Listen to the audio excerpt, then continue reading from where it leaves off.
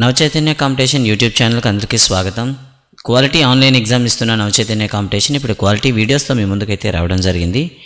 అందులో భాగంగా ఈ వీడియోలో మీకు భౌతిక రసాయన శాస్త్రాలు 8వ తరగతి నుండి నక్షత్రాలు మరియు సౌర కుటుంబం అనే పాఠ్యాంశాన్ని అయితే రివ్యూ చేద్దాం. ఇది కాస్త వివరణ ఎక్కువగా ఉండే పాఠ్యాంశం కాబట్టి 2 భాగాల్లో ఇది వస్తుంది. మొదటి భాగాన్ని ఒకసారి చూద్దాం. ఆకాశంలో నక్షత్రాలను పోలి ఉండి మినుకుగా మనకుండా ఉన్న వాటిని గ్రహాలు అంటారు. చూడండి ఒకసారి, రాత్రిపూట మనం ఆకాశంలో చూసేటప్పుడు నక్షత్రాలన్నీ కూడా మినుకు అంటుంటాయి. కొన్ని అయితే మినుకు అనకుండా అదే అలా వెలిగినట్టుగా కనిపిస్తూ ఉంటాయి. వాటినే మనం గ్రహాలు అంటాం అన్నమాట. రాత్రిపూట ఆకాశంలో చంద్రుడు అత్యంత ప్రకాశవంతమైన వస్తువు. నక్షత్రాలు, గ్రహాలు, చంద్రుడు, ఆకాశంలో ఉన్న ఇతర వస్తువులను ఖగోళ వస్తువులు అంటారు.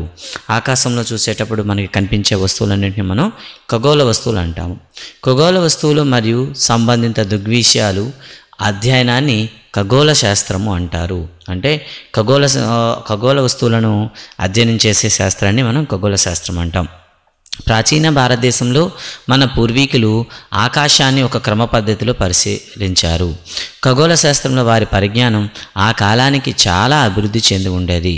అది ఆకాశంలో సూర్యుడు, నక్షత్రాలు, చంద్రుడు మరియు గ్రహాల గమనం, క్యాలెండర్లు మరియు పంచాంగాలను రూపొందించడంలో వారికి సహాయపడింది. అంటే భూచలనం ఆధారంగా అంతరిక్షంలో వచ్చే మార్పులను, అంటే ఆకాశంలో ఉండేటటువంటి సూర్యుడు, నక్షత్రాలు, చంద్రుడు, గ్రహాల యొక్క మార్పులు లేదా గమనం ఆధారంగా క్యాలెండర్లు కానివ్వండి, పంచాంగాలు కానివ్వండి రూపొందించేవారు. వీటిని తరచుగా ప్రజలు వారి రోజువారీ జీవితంలో ఉపయోగించి మరియు సకాలంలో విత్తనాలు నాటడానికి వాతావరణం మరియు వర్షపాతం నమూనాలను బాగా అర్థం చేసుకోవడం, పండుగలు మరియు ఋతువులు తేదీలు నిర్ణయించడం వంటివి చేసేవారు. అయితే ఈ పరిజ్ఞానాన్ని ఉపయోగించి పూర్వకాలంలో మనకి వర్షాలు ఎప్పుడు పడతాయి, అదేవిధంగా నక్షత్రాలు అంటే మనం ఎప్పుడు విత్తనాలు నాటాలనేది ముందుగానే చెప్పేవారు. ఇక చంద్రుడి గురించి చూద్దాం. చంద్రబింబం మొత్తం కనిపించే రోజును పౌర్ణమి అంటారు. ఆ తర్వాత ప్రతిరోజు చంద్రుని యొక్క ప్రకాశవంతమైన భాగం యొక్క పరిమాణం మరింత సన్నగా మారినట్లు కనిపిస్తుంది. 15వ రోజు చంద్రుడు కనిపించడు. ఈ రోజును మనం అమావాస్య అంటాము. మరుసటి రోజు ఆకాశంలో చంద్రుడిలో కొద్ది భాగం మాత్రం కనిపిస్తుంది. దీన్నే మనం నెలవంక అంటారు. అప్పటి నుంచి మళ్ళీ చంద్రుడు పూర్తిగా పెరుగుతాడు. 15 రోజులకు మరోసారి మనకి చంద్రుని పూర్తి వీక్షణ లభిస్తుంది. ఒక నెలలో కనిపించే చంద్రుడి యొక్క ప్రకాశవంతమైన ఆకారాలను మనం చంద్రకళలు అంటాము. ఒక నెలలో చంద్రుడు కనిపించేటటువంటి ఈ ఆకారాలనే మనం ఏమని పిలుస్తామంటే చంద్రకళలు అని పిలుస్తాం అన్నమాట. అంటే చంద్రకళలు అంటే క్రమంగా చంద్రుడు పెరుగుతూ ఉండడం, క్రమంగా చంద్రుడు తగ్గుతూ ఉండడం. మన సామాజిక జీవితంలో చంద్రకళలు ముఖ్య పాత్ర పోషిస్తాయి. భారతదేశంలో దాదాపు అన్ని పండుగలు ఈ చంద్రకళల ప్రకారమే జరుపుకుంటారు. ఉదాహరణకి దీపావళిని అమావాస్య రోజున, బుద్ధ పౌర్ణమి, గురునానక్ పుట్టినరోజులు పౌర్ణమి రోజున, మహాశివరాత్రి చంద్రుని 13వ రాత్రిన జరుపుకుంటారు. ఇలా మనకి భారతదేశంలో ఉండేటటువంటి చాలా వరకు, అంటే ముఖ్యంగా హైందవ సాంప్రదాయం తీసుకున్నట్లయితే మొత్తం అన్నీ కూడాను నెలవంకనే. అలాగే ముస్లిం సోదరులు చూసుకుంటే ఈద్ ఉల్ ఫితర్ కూడాను నెలవంక కనిపించిన మరుసటి రోజున జరుపుకుంటారు. ఒక పౌర్ణమి నుండి తదుపరి పౌర్ణమికి మధ్య గల కాల వ్యవధిని 29 రోజుల కంటే కొంచెం ఎక్కువ. అనేక క్యాలెండర్లు ఈ కాలాన్నే మనం నెల అని పిలుస్తాం అన్నమాట. సూర్యుడు మరియు ఇతర నక్షత్రాలు నక్షత్రలాగా చంద్రుడు తనంతట తాను కాంతిని ఉత్పత్తి చేయడు. చంద్రుడిపై సూర్యుని కాంతి పడి పరావర్తనం చెంది మనకు చేరడం వలనే మనం దానిని చూడగలం. కాబట్టి సూర్యుని కాంతి చంద్రునిపై భాగంలో పడి మన వైపు పరావర్తనం చెందుతుందో ఆ భాగాన్నే మనం చూడగలుగుతాం. అంటే చంద్రుడి పైన సూర్యుడి యొక్క ఏ భాగంలో అయితే కాంతి పడుతుందో ఆ భాగాన్నే మనం చూడగలుగుతాం. ఇలా అన్నమాట. రాత్రి భాగంలో చంద్రుడిలో ఏ భాగం మీద అయితే సూర్యుని కాంతి పడుతుందో ఆ భాగాన్ని మనం చూడగలుగుతాం అన్నమాట. అలాగే ఒక కృత్యమవుతుంది, బంతి పైన పడే కాంతి అనేది మనకి చంద్రుడిలో కనిపించే భాగం అయితే పడని భాగం అనేది చూడనటువంటి భాగం అని పిలుస్తాం అన్నమాట.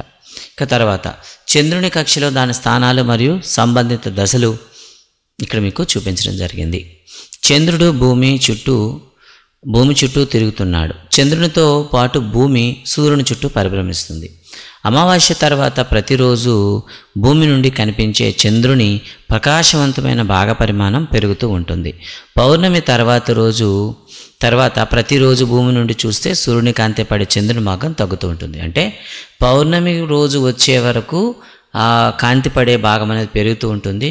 పౌర్ణమి తర్వాత ఆ కాంతి పడే భాగం తగ్గుతూ ఉంటుందన్నమాట. చంద్రుని వెనుక భాగాన్ని మనం భూమి నుండి ఎప్పుడు చూడలేమని నేను విన్నాను. ఇది నిజమా అంటే ఇది తప్పండి. ఎందుకంటే మనం ఉన్న ప్రదేశంలో అయితే చంద్రుడి యొక్క ఒక భాగాన్ని చూస్తాం. మనకు ఆపోజిట్గా ఉండేటట్టు అమెరికా వెళ్తే చంద్రుని యొక్క వెనక భాగాన్ని చూస్తాం అనమాట. ఎందుకు? అక్కడ వాళ్ళకి వెనక భాగం కనిపిస్తూ ఉంటుంది. కాబట్టి నిర్దిష్ట ప్రదేశం బట్టి చంద్రుని నిర్దిష్ట భాగాన్ని మనం చూడగలుగుతాం. భూమి చుట్టూ చంద్రుడు ఒక పరిభ్రమణం పూర్తి చేస్తే తన అక్షం మీద ఒక భ్రమణం పూర్తి చేసినట్లు అంటాం. మరి చంద్రుని ఉపరితలం ఎలా ఉందో చూద్దాం. కవులు, కథకులు చంద్రుని ఒక మనోహరమైన వస్తువు అని, కానీ వ్యామగాములు చంద్రునిపై అడుగుపెట్టినప్పుడు చంద్రుని ఉపరితలం దుమ్ముతో మరియు నిర్మానుష్యంగా ఉందని వారు కనుగొన్నారు. అక్కడ వివిధ పరిమాణాలలో అనేక పెద్ద గోతులు, వీటినే క్రాటర్స్ అన్నాయి అంటారు. ఇది ఇంకా పెద్ద సంఖ్యలో నిటారు మరియు ఎత్తైన పర్వతాలను కలిగి ఉంది. వీటిలో కొన్ని భూమిపై గల అత్యంత ఎత్తైన పర్వతాల కన్నా ఎత్తు ఉన్నాయని చెప్పారనమాట. అంటే చంద్రుడిపైన ఎత్తైన గోతులు ఉన్నాయి, అలాగే ఎత్తైన పర్వతాలు కూడా ఉన్నాయి. ఇవి భూమిపై ఉండేటటువంటి ఎత్తైన శిఖరాల కన్నా పెద్దవిగా ఉన్నాయని చెప్తారు. చంద్రునిపై వాతావరణం లేదు, నీరు లేదు, కాబట్టి అక్కడ జీవం ఉండగలదంటే ఉండలేదు. చంద్రునిపై మనం ఏదైనా శబ్దం వినగలమా అంటే వినలేము. యానకం లేనప్పుడు ధ్వని మనకి ప్రసరిస్తుందంటే ప్రసరించదు. కాబట్టి చంద్రుడిపైన మనం ధ్వనిని వినలేము అనమాట. మీకు తెలుసా, జూలై 21, 1969 భారత కాలమానం ప్రకారం ఇది అమెరికా వ్యోమగామి నీల్ ఆర్మ్స్ట్రాంగ్ మొదటిసారిగా చంద్రుడిపై అడుగుపెట్టాడు. అతని తర్వాత ఎడ్విన్ ఆల్డ్రిన్ నిలిచాడనమాట. అంటే చంద్రుడిపైన అడుగుపెట్టిన వ్యక్తులు ఇద్దరు, నీల్ ఆర్మ్స్ట్రాంగ్, రెండోది ఎడ్విన్ ఆల్డ్రిన్ అనమాట. నక్షత్రాలు. ఆకాశంలో పెద్ద సంఖ్యలో నక్షత్రాలు ఉన్నాయి. వాస్తవానికి నక్షత్రాలు వాటి కాంతిని స్వతహాగా విడుదల చేస్తాయి. సూర్యుడు కూడా ఒక నక్షత్రమే. ఇతర నక్షత్రాలతో పోలిస్తే ఇది చాలా పెద్దదిగా కనిపిస్తుంది, ఎందుకంటే భూమికి చాలా దగ్గరలో ఉంటుంది కాబట్టి. నక్షత్రాలు సూర్యుని కంటే మిగిలిన మిలియన్ల రెట్ల దూరంలో ఉన్నాయి. అందువల్ల నక్షత్రాలు మనకు బిందువు వలె కనిపిస్తుంటాయి. సూర్యుడు భూమికి దాదాపుగా మనకి 150 మిలియన్ కిలోమీటర్ల దూరంలో ఉన్నాడనమాట. ఓకేనండి, దూరంలో ఉన్నాడు. తదుపరి సమీప నక్షత్రం ప్రాక్సిమా సెంటారి. సూర్యుడి తర్వాత మనకు దగ్గరలో ఉండేది ప్రాక్సిమా సెంటార్ అనమాట. ఇది 40 ట్రిలియన్ కిలోమీటర్ల దూరంలో ఉందన్నమాట. 40 ట్రిలియన్ కిలోమీటర్ల దూరంలో మనకుంది. నిజానికి నక్షత్రాలు పగటిపూట కూడా ఆకాశంలో ఉంటాయి. అయితే ప్రకాశవంతమైన సూర్యకాంతి కారణంగా అవి మనకు కనిపించవు. పగటిపూట కూడా మీరు నక్షత్రాలు చూడొచ్చు, కానీ సూర్యకాంతి అనేది ఎక్కువగా ఉండడం వల్ల మనకు కనిపించవు. నక్షత్రాలు తూర్పు నుండి పడమర వైపుకు కదులుతూ ఉంటాయి. సాయంత్రం తూర్పున ఉదయించే నక్షత్రం తెల్లవారుజామున పశ్చిమాన అస్తమిస్తుంది. అంటే నిజానికి మనకు చూడండి ఒకసారి. సో ఉదయాన్నే మనకి తూర్పున ఉదయించేటటువంటి సూర్యుడు సాయంత్రం మనకి పశ్చిమాన అస్తమిస్తున్నట్టు కనిపిస్తుంటాడు. నక్షత్రాలు కూడా తూర్పు నుండి పడమరకు కదులుతున్నట్లు కనిపిస్తే భూమి పశ్చిమం నుండి తూర్పుకు తిరుగుతుంది. కాబట్టి భూమి ఎప్పుడు కూడా ఇటువైపు నుండి ఎటు తిరుగుతుంది అనేది ప్రశ్న. పశ్చిమం నుండి తూర్పుకు తిరుగుతుందన్నమాట. భూమి తన అక్షం మీద పడమర నుండి తూర్పు తిరుగుతున్నప్పుడు సూర్యుడు తూర్పున ఉదయిస్తున్నట్లు మరి పశ్చిమాన అస్తమిస్తున్నట్లు మనకు కనిపిస్తాడనమాట. ఎందుకంటే దానికి రివర్స్ ఆర్డర్లో ఉంటుంది. ఆకాశంలో ఎప్పటికీ కదల నక్షత్రం ఒకటి ఉందని మా తాత చెప్పారు. అది ఎలా సాధ్యం అంటే, ఆకాశంలో ఒక నక్షత్రం ఎప్పుడు కదలకుండా ఉందంటే అది ఎలా సాధ్యం అంటే దాన్నే మనం ధ్రువ నక్షత్రం అంటాం. ఇది భూమి యొక్క అక్షం దిశలో ఉంది. ఇది కదులుతున్నట్టుగా మనకి ఎప్పుడు కూడా కనిపించింది. ఎప్పుడు ఒకే ప్రదేశంలో ఉన్నట్లు మనకి కనిపిస్తూ ఉంటుంది. నక్షత్ర రాశులు. గుర్తించగల ఆకారాన్ని కలిగి ఉన్న ఒక సమూహాన్ని ఏర్పరిచే నక్షత్రాలను నక్షత్ర రాశులు అంటారు. ఓకేనా? అంటే కొన్ని నక్షత్రాలు కలిసి మనకేమవుతాయంటే ఒక ఆకారాన్ని ఏర్పరుస్తూ ఉంటాయి, ఒక సమూహంగా ఉంటాయి. వీటిని మనం నక్షత్ర రాశులు అంటారు. ప్రాచీనులు ఆకాశంలో నక్షత్రాలను గుర్తించేందుకు వీలుగా నక్షత్ర రాశులను రూపొందించారు. నక్షత్ర రాశులు ఆకారాలు ఆనాటి వారికి బాగా తెలిసిన వస్తువులను పోలి ఉండేవి. మొదటిది Great Bear, Orion, Cassiopeia, Leo Major ఇలాంటివి అన్నమాట. ఇవన్నీ కూడా మనకు నక్షత్ర రాశి బొమ్మలను టెక్స్ట్ బుక్లో ఉన్నాయి, మీరు ఒకసారి చూడాలి. రాత్రిపూట ఆకాశంలో కొన్ని నక్షత్ర రాశులు సులభంగా గుర్తించవచ్చు. దీనికోసం ఒక నిర్దిష్ట నక్షత్ర రాశి ఎలా ఉంటుందో మరియు దానికోసం రాత్రిపూట ఆకాశంలో ఎక్కడ చూడాలో మీరు తెలుసుకోవాలి. అయితే ఇవి ఎలా ఉంటాయి అనేవి మనం చూసుకోవాలన్నమాట. ఉర్సా మేజర్ వేసవిలో రాత్రి యొక్క ప్రారంభ సమయంలో చూడగలిగేటటువంటి అత్యంత ప్రసిద్ధ రాశుల్లో ఈ ఉర్సా మేజర్ ఒకటి. దీనిలో Big Dipper, the Great Bear లేదా సప్తర్షి అని కూడా అంటారు. సో దీనికి ఇంకో పేరేటండి ఉర్సా మేజర్కి Big Dipper, the Great Bear, Saptarshi మండలం అని కూడా ఈ ఉర్సా మేజర్ అని పిలుస్తారు. ఈ రాశిలో 7 ప్రముఖ నక్షత్రాలు ఉన్నాయి. ఇది పెద్ద గరిటెలా లేదా ప్రశ్నార్థకంగా కనిపిస్తుందన్నమాట. ఈ గరిటె యొక్క కాడలో 3 నక్షత్రాలు మరియు గిన్నెలో 4 నక్షత్రాలు ఉన్నాయన్నమాట. ఇక్కడైతే మీరు చూడొచ్చు. ఇక్కడ గిన్నెలో మీరు చూస్తే 4 నక్షత్రాలు అయితే మనకు కనిపిస్తున్నాయి. చూడండి, దీంట్లో మనకి 4 కనిపిస్తున్నాయి. ఇక కాడలో అయితే మీకు 3 నక్షత్రాలు అయితే కనిపిస్తున్నాయి. అన్ని ప్రాచీన సంస్కృతుల్లో చాలా ఆసక్తికరమైన గాథలు వివిధ నక్షత్ర రాశులతో ముడిపడి ఉన్నాయి. డిప్పర్ అన్నది మీరు తాగడానికి ఉపయోగించే పరికరం. ఇక్కడ డిప్పర్ అనేసరికి మనం తాగడానికి ఉపయోగించే ఒక గరిట లాంటి స్పూన్ అనమాట. ఉర్సా మేజర్ లేదా సప్తర్షి మండలం గురించి మాట్లాడదాం. దీన్ని ఒక్కో దేశంలో ఒక్కోలా పిలుస్తారు. దిగు చిత్రంలో చూపిన విధంగా సప్తర్షి 7 ప్రసిద్ధ భారతీయ సాధువులు లేదా ఋషులతో సంబంధం కలిగి ఉంది. ప్రాచీన పురాణాల ప్రకారం సప్తర్షిని ఏర్పరిచిన 7 ఋషులు వేదాల యొక్క శాశ్వతమైన జ్ఞానాన్ని సంరక్షిస్తుంటారు మరియు దానికి ప్రతి కొత్త యుగంలో ప్రజలకు వివరిస్తుంటారని చెప్పారనమాట. అలాంటి వాళ్ళు 1 మారీచుడు, వశిష్ఠుడు, అంగీరసుడు, అత్రి, క్రతు, పులహ మహర్షి అండ్ పులస్త మహర్షి. వీళ్ళు 7 అండి. అదే మనకి రోమన్ కథల్లో చూసుకుంటే వాళ్ళు కూడా కొన్ని పేర్లు అయితే పెట్టుకున్నారు. ఆల్కైత్, మైజర్, అలియోత్, మెగ్రెస్, ఫెగ్డా, మొరాక్ అండ్ దుబే. ఇది గ్రీకులు పెట్టుకున్న పేర్లు. మన భారతదేశంలో ఉండేటటువంటి వాళ్ళు పెట్టిన పేర్లు ఇవైతే చూసుకోవాలి. నక్షత్ర రాశి అంటే ఇక్కడ మళ్ళీ చూడండి, గరిటిలో ఉండేది అత్రి, పులస్య, పులహ, క్రతు. కాడలో ఉండేది మరీచ, వశిష్ఠ, అంగీరస. నక్షత్ర రాశి ఆకాశంలో తూర్పు నుండి పడమరకు కదులుతాయి.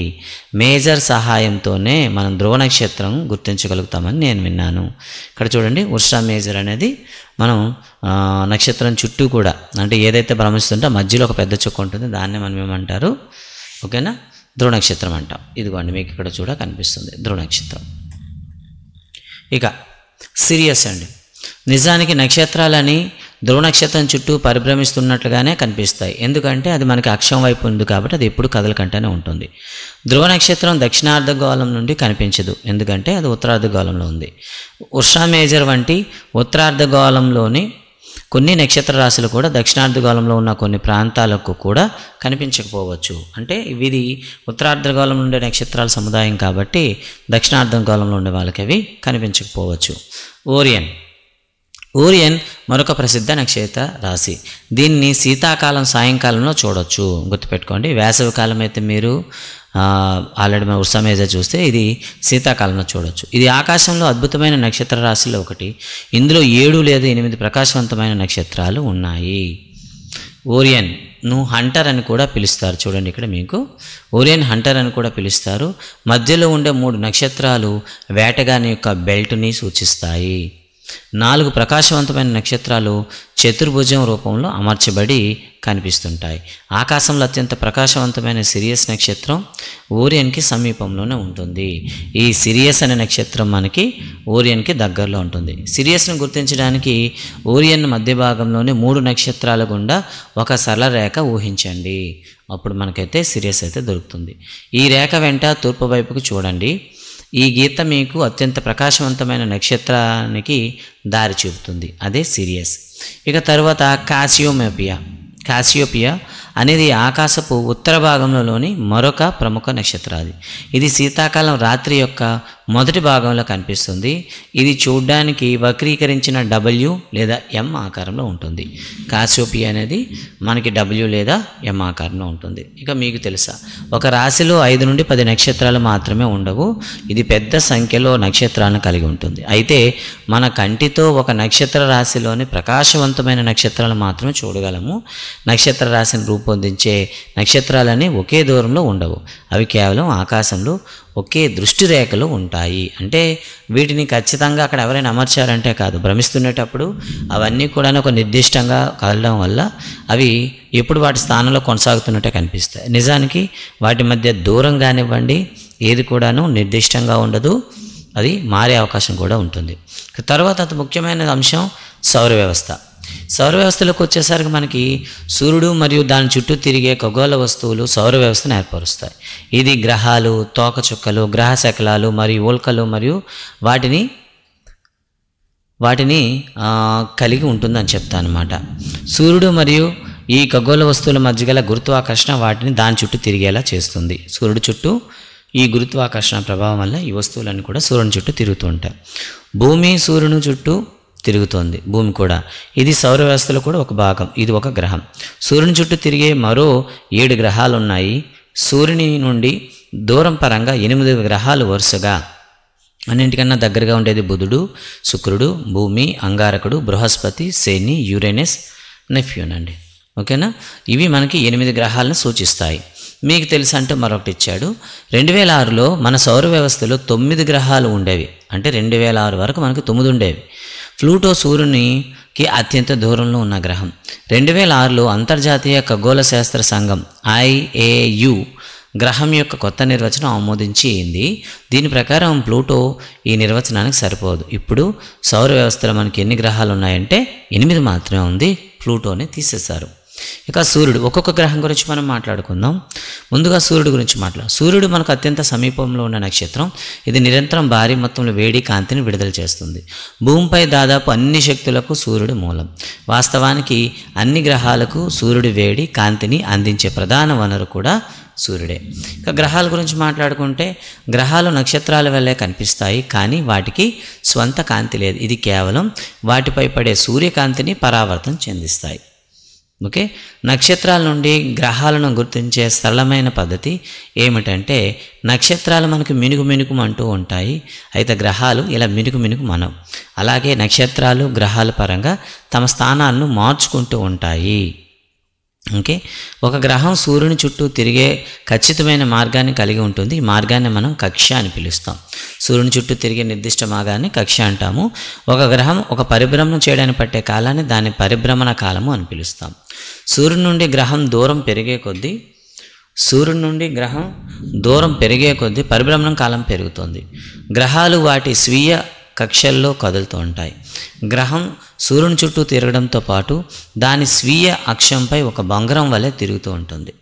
ఒక గ్రహం ఒక భ్రమణం పూర్తి చేయడానికి పట్టే సమయాన్ని ఆ గ్రహం యొక్క భ్రమణ కాలం అంటారు. సూర్యుని చుట్టూ గ్రహాలు తిరుగుతున్నప్పుడు అవి ఇప్పుడు ఢీకోణం, ఎందుకంటే నిర్దిష్ట దూరంలో వాటి కక్షలు అయితే ఉంటాయి. ఒక గ్రహం దాని స్వీయ కక్షం మీద బొంగరంలాగా తిరుగుతూ ఉంటుంది. కొన్ని గ్రహాలు వాటి చుట్టూ తిరిగే చంద్రులను అంటే ఉపగ్రహాలను కూడా కలిగి ఉంటాయి. ఏదైనా ఖగోళ వస్తువు మరో ఖగోళ వస్తువు చుట్టూ తిరుగుతూ ఉంటే దాన్ని ఉపగ్రహం అంటారు. భూమిని సూర్యునికి ఉపగ్రహంగా చెప్పవచ్చు. ఓకేనా? అయితే సాధారణంగా మనం దాన్ని సూర్యుని గ్రహంగా పిలుస్తాం. అయితే ఖగోళ వస్తువుల చుట్టూ తిరిగే మరో ఖగోళ వస్తువుల్ని మనం ఏమని పిలుస్తాం? ఉపగ్రహం అనాలి. కానీ సూర్యుని చుట్టూ భూమి తిరుగుతుంది కాబట్టి సూర్యుడు అనేది ప్రధాన కేంద్రం కాబట్టి సూర్యుడి యొక్క గ్రహము అని పిలుస్తాం అనమాట. సూర్యుని చుట్టూ భూమి తిరుగుతుంది. గ్రహాల చుట్టూ తిరిగే వస్తువులను మనం ఉపగ్రహం అనే పదాన్ని ఉపయోగిస్తాం. చంద్రుడు భూమికి ఉపగ్రహం. భూమి చుట్టూ తిరుగుతున్న అనేక మానవ నిర్మిత ఉపగ్రహాలు ఉన్నాయి. వీటిని కృత్రిమ ఉపగ్రహాలు అంటారు.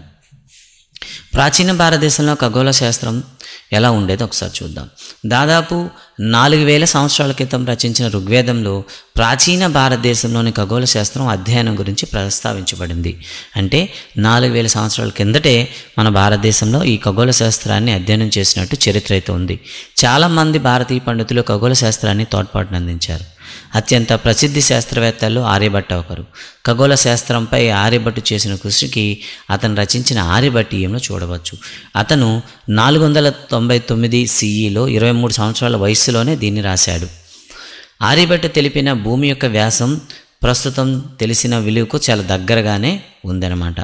భూమిని చలించనిది అనే ప్రసిద్ధి అభిప్రాయాన్ని విస్మరిస్తూ ఆర్యభట్ట భూమి గోళమని మరియు దాని స్వీయ అక్షంపై తిరుగుతుందని పేర్కొన్నాడు. అతని అంచనా ప్రకారం భూమి ఒక భ్రమణ కాలాన్ని 23 గంటల 56 నిమిషాల 4.1 సెకండ్లు, ఇది ప్రస్తుతం తెలిసిన విలువకు చాలా దగ్గరగానే ఉందన్నమాట. అంటే ఆ రోజు ఎటువంటి సాంకేతిక లేకుండా కూడా వాళ్ళు ఖచ్చితంగా అంచనా వేశారు.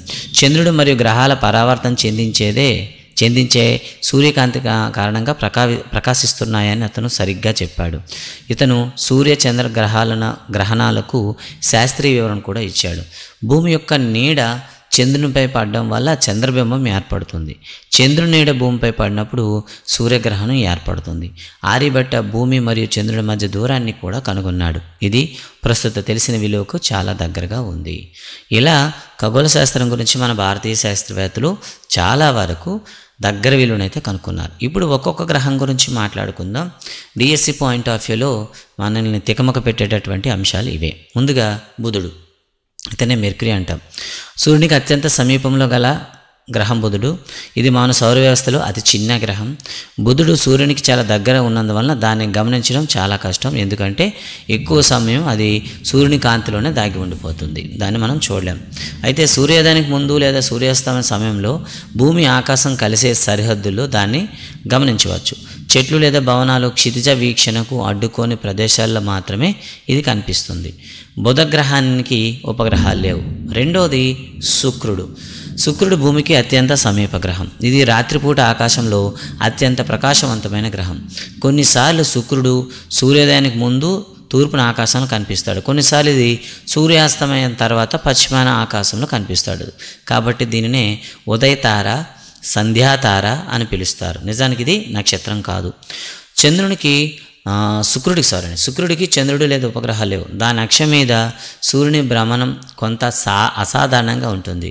శుక్రుడు తూర్పు నుండి పడమరకు తిరుగుతుండగా భూమి పశ్చిమ నుండి తూర్పు తిరుగుతుంటాడు. కాబట్టి శుక్రుడు తూర్పు నుండి పడమరకు తిరుగుతూ ఉంటాడు అనమాట. శుక్రుడి దాని తేజస్సు ద్వారా సులభంగా గుర్తించవచ్చు. శుక్రుడికి ఆకాశంలో చాలా ఎత్తులో చూడలేము. సూర్యోదయానికి 1-2-3 గంటల ముందు, సూర్యాస్తమయం తర్వాత 1 నుండి 3 గంటల వరకు మాత్రమే దీన్ని గమనించవచ్చు. శుక్రునిపై సూర్యుడు పశ్చిమాన ఉదయించి తూర్పున అస్తమిస్తాడు. ఇది దాని అర్థమా అంటే అవునండి, శుక్రుడు చంద్రుని వలె కళలు కూడా చూపుతుంది. ఎందుకంటే మనం చూసినట్లయితే కనిపిస్తూ ఉంటుంది. ఇక భూమి, సౌర వ్యవస్థలో జీవం ఉందని తెలిసిన ఏకైక గ్రహం భూమి. కొన్ని ప్రత్యేక పర్యావరణ పరిస్థితుల వల్ల భూమిపై జీవుల మనుగడ మరియు కొనసాగింపు మనకి కారణమవుతుందని తెలుసు. ఇందులో సూర్యుని నుండి సరైన దూరాన్ని కలిగి ఉండడం ద్వారా దానికి ఉన్న సరైన ఉష్ణోగ్రత పరిధి, నీటి ఉనికి, తగిన వాతావరణం, ఓజోన్ పొర ఉంటాయి. అంతరిక్షం నుండి చూసినప్పుడు దాని ఉపరితలంపై గల మరి భూభాగాలు కాంతి పరావర్తనం కారణంగా నీలి ఆకుపచ్చగా కనిపిస్తుంది. భూమి యొక్క భ్రమణాక్షం దాని కక్ష యొక్క తలానికి లంబంగా ఉండదు. భూమిపై ఋతువుల మార్పుకు ఈ వంపు కారణమవుతుంది. అంటే భూ అక్షం అనేది 23.5 డిగ్రీల కోణం చేస్తూ మనకి వాలి ఉంటుందన్నమాట. ఈ వాలి ఉండడం వల్ల మనకి ఏమవుతాయంటే ఋతువులు ఏర్పడడానికి కారణమవుతుంది. ఇక భూమికి ఒకే ఒక చంద్రుడు ఉపగ్రహం ఉన్నాడనమాట. అతన్నే మనం ఏమని పిలుస్తాము? చంద్రుడు అని పిలుస్తాము. ఓకే, నా వయసు 13 సంవత్సరాలు అయితే నేను సూర్యుని చుట్టూ ఎన్నిసార్లు తిరిగాను అంటే 13 సార్లు. ఎందుకంటే ఒక్కసారి తిరగడానికి 1 సంవత్సరం పడుతుంది కాబట్టి. భూమధ్యరేఖ యొక్క తలాన్ని భూమధ్యరేఖ తలం అని పిలుస్తారు. భూమి సూర్యుని చుట్టూ తిరిగే తలాన్ని భూమి యొక్క కక్షా తలం అంటారు. ఈ 2 తలాలు 23.5 డిగ్రీల కోణంతో ఒకదానికొకటి వాలుగా ఉంటాయి. దీని అర్థం భూమి యొక్క అక్షం తన కక్షా తలానికి 66.5 డిగ్రీల కోణంతో ఉంది అని చెప్తానమాట. కాబట్టి భూ అక్షం కక్షాతలానికి 66.5 డిగ్రీలు వాలి ఉంటుంది అంటే ఉంటుందని అర్థం. ఇక తర్వాత వచ్చేది అంగారకుడు. ఇతనే కుజుడు అంటాం. భూకక్ష వెలుపల ఉన్న మొదటి గ్రహం అంగారకుడు. ఇది కాస్త ఎర్రగా ఉంటాడు కాబట్టి దీన్ని అరుణ గ్రహం అంటారు. అంగారకుడికి మనకు 2 చిన్న సహజ ఉపగ్రహాలు అయితే ఉన్నాయన్నమాట. తర్వాత దీన్ని రీసెర్చ్ చేయడానికి భారత ప్రభుత్వం చేసిన ప్రాజెక్ట్ని మంగళయాన్ అంటాం. భారత అంతరిక్ష పరిశోధన సంస్థ ఇస్రో నవంబర్ 5, 2013 మొట్టమొదటిగా మాస్ ఆర్బిటరీ మిషన్ మంగళయాన్ను ప్రారంభించింది. ఇది సెప్టెంబర్ 24, 2014 అంగారకుడికి ఒక కక్షలో విజయవంతంగా ప్రవేశపెట్టింది. తొలి ప్రయత్నంలోనే అలా చేసిన మొట్టమొదటి దేశంగా భారతదేశం అవతరించింది. అంటే అంగారకుడి మీద ప్రయత్నించిన మొదటి ప్రయత్నంలో అంగారకుని చేరుకోవడం చూడడం అనేది ఎవరికి సాధ్యపడలేదు, ఒక్క మన భారతీయులకు మాత్రమే. ఇక తర్వాత వచ్చేది బృహస్పతి అండి. బృహస్పతిని మనం జూపిటర్ అంటాం. బృహస్పతి సౌర వ్యవస్థలోని అతిపెద్ద గ్రహము. ఈ భారీ గ్రహం వెలుపల 1300 భూములను ఉంచగలిగేంత పెద్దదిగా ఉందన్నమాట. అంటే ఎంత పెద్దదంటే మనలాంటి భూములు 1300 అక్కడ పెడితే అంత పెద్ద గ్రహం ఏర్పడుతుంది. బృహస్పతి ద్రవ్యరాశి మన భూమి కంటే దాదాపుగా 318 రెట్లు పెద్దది. దానిది అక్షం మీద చాలా వేగంగా తిరుగుతుంది. బృహస్పతి పెద్ద సంఖ్యలో ఉపగ్రహాలను కలిగి ఉంది. దాని చుట్టూ మందమైన వలయాలు కూడా ఉన్నాయి. బృహస్పతి ఆకాశంలో చాలా ప్రకాశవంతంగా కనిపిస్తుంది కాబట్టి మీరు దాన్ని సులభంగా గుర్తించవచ్చు. మీరు దాన్ని దూరదర్శన సాయంతో గమనిస్తే మీరు దాని 4 పెద్ద చంద్రులను కూడా చూడవచ్చు. ఇక తర్వాత 1300 బఠానీలు ఉండే పెద్ద బంతిని తీసుకోండి. ఆ బంతి బృహస్పతిని సూచిస్తుంది, ఆ బఠానీ మనకి భూమిని సూచిస్తుంది. ఇక శని, శాటర్న్. బృహస్పతి కావాల పసుపు రంగులో కలర్ అండి, పసుపు రంగులో శని గ్రహం కనిపిస్తుంది. సౌర వ్యవస్థలో శని ప్రత్యేకత ఏమిటంటే దాని అందమైన వలయాలు కంటికి కనిపించవు, వాటిని ఒక చిన్న దూరదర్శనంతో గమనించవచ్చు. శనికి కూడా పెద్ద సంఖ్యలో ఉపగ్రహాలు ఉన్నాయి. శని గ్రహం గురించి ఒక ఆసక్తికరమైనటువంటి విషయం ఏమిటంటే ఇది అన్ని గ్రహాలలో అత్యంత తక్కువ సాంద్రత కలిగి ఉంది. దీని సాంద్రత నీటి కంటే తక్కువ. అంటే శని గ్రహాన్ని తీసుకొచ్చి మన సముద్రాల మీద వేస్తే తేలిపోతుంది అనమాట. శని గ్రహం నీటి కంటే తక్కువ సాంద్రత కలిగి ఉంటుంది. ఒకసారి తర్వాత యురేనస్ అండి. యురేనస్ మరియు నెప్ట్యూన్ గురించి మాట్లాడతాం. ఇవి సౌర వ్యవస్థ యొక్క బాహ్య గ్రహాలను పిలుస్తాం. పెద్ద టెలిస్కోప్ సహాయంతో మాత్రమే వీటిని చూడవచ్చు. శుక్రుడు లాగే యురేనస్ కూడా తూర్పు నుండి పడమరకు తిరుగుతుంది. యురేనస్ యొక్క అత్యంత విశేషం ఏమిటంటే ఇది చాలా వాలుగా ఉన్న భ్రమణాక్షాన్ని కలిగి ఉంటుంది. తత్ఫలితంగా ఇది కక్షలో కదులుతున్నట్టుగా గ్రహశకలాలు దాని చుట్టూ వైపు దొర్లుతున్నట్లుగా కనిపిస్తుంది. అంటే దొర్లుతున్నట్టుగా, తిరుగుతున్నట్టు కాదండి, దొర్లుతున్నట్టు కనిపించేటటువంటి ఏకైక గ్రహం మనకి యురేనస్ అండి. మొదటి 4 గ్రహాలైనటువంటి బుధుడు, శుక్రుడు, భూమి, అంగారకుడు తక్కిన 4 గ్రహాల కంటే సూర్యునికి చాలా దగ్గరగా ఉన్నాయి. అందుకే వీటిని అంతర్గ్రహాలు అంటారు. ఈ అంతర్గ్రహాలు చాలా తక్కువ సంఖ్యలో చంద్రులను, ఉపగ్రహాలను కలిగి ఉంటుంది.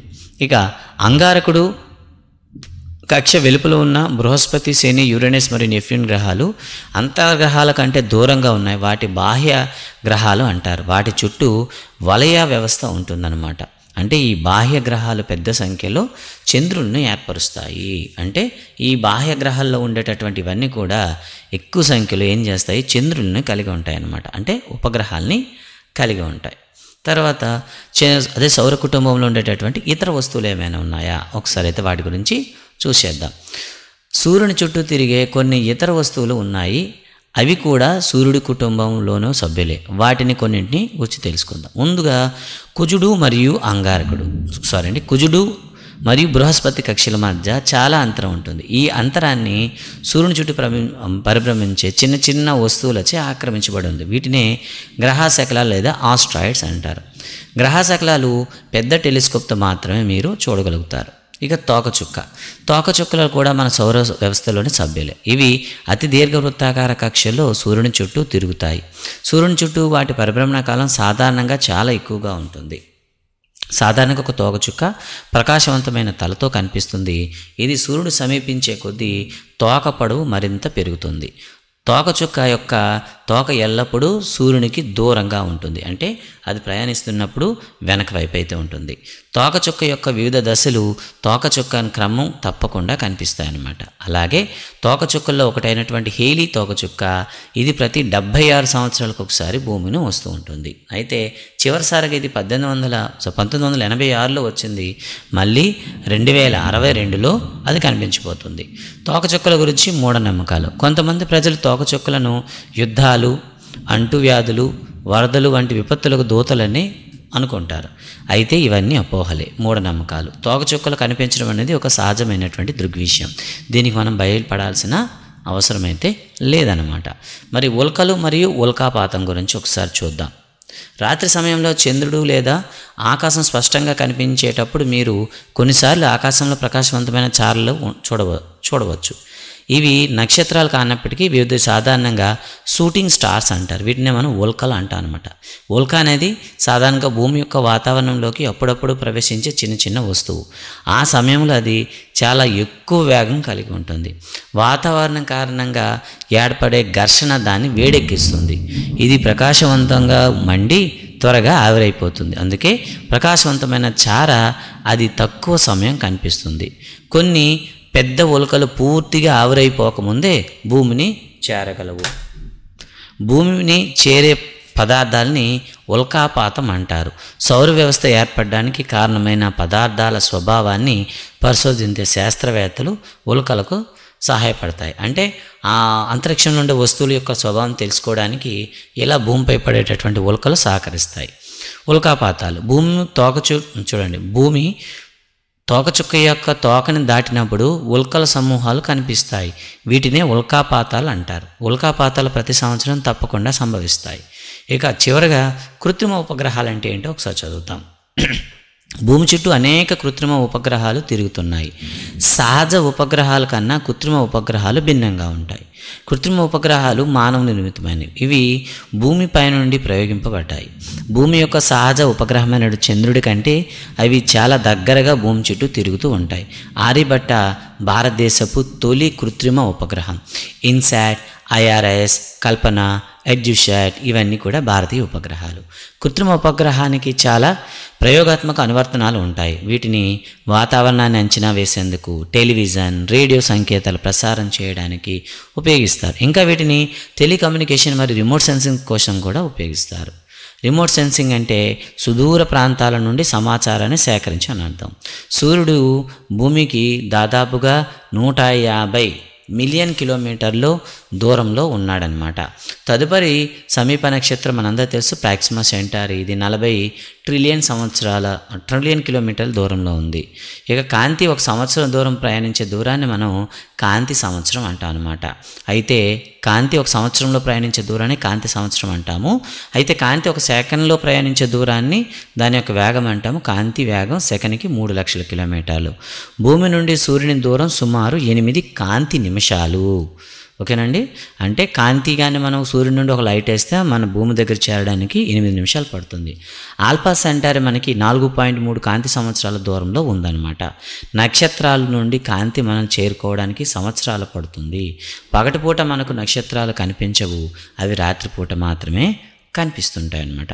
ఇక మీరు ఏం నేర్చుకున్నారు అనేది సేమ్ టాపిక్ మళ్ళీ ఇవ్వడం జరిగింది. ఇప్పుడు టైం అయితే వీడియో లెంత్ ఎక్కువగా ఉండడం వల్ల దాన్ని అయితే స్కిప్ చేస్తున్నాను. మీరైతే బుక్లో ఉంది, ఒకసారి అయితే సమీక్ష చేసుకోగలరు.